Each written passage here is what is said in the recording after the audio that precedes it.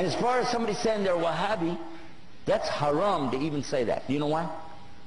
Who knows it's wrong to say that? Why? Why? That's the name of Allah. Al-Wahhab. Is it? Is that the name of Allah?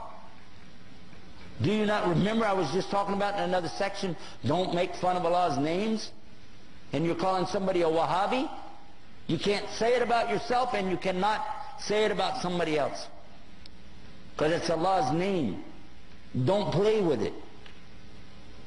And by the way, the people who played with that were the enemies of somebody, but they didn't want to call him by his name, his followers by his name, so they called it by his father's name.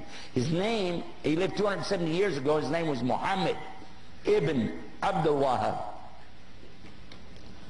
But they don't call him Abdul Wahhabis, or bin Abdul Wahhabis, or Mohammedans, because they know you could catch them in what they're saying. But these were the enemies to this particular scholar and his teachings.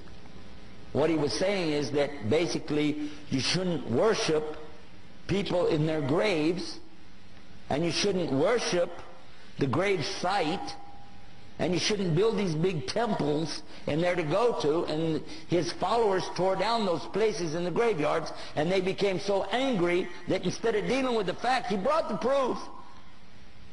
But they didn't like it, so they insulted him, and they wrote books against him. Because it messed up their Sufi tariqas. Okay? So they did that, and they lied, and they keep on lying until today. But I've read his books. He's got the best book I ever read, translated to English, on Tawheed, and it's called Kitab al-Tawheed. How many of you heard about it? Did you find anything wrong in it? He quoted the book of Allah. And they can't argue with that, so they just said a label, Wahhabi. What really happened over 200 years ago, there was a student of knowledge who memorized the Quran when he was not even a teenager yet.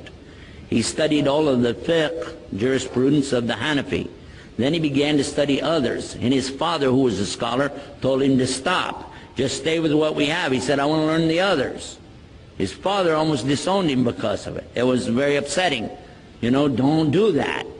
But he wanted to learn all of it so he could understand, and he began to learn quite a bit. He became convinced that he needed to learn more, and he discovered through this learning that the people of his time were making a grave mistake. I used the right word too, because they were worshiping at graves.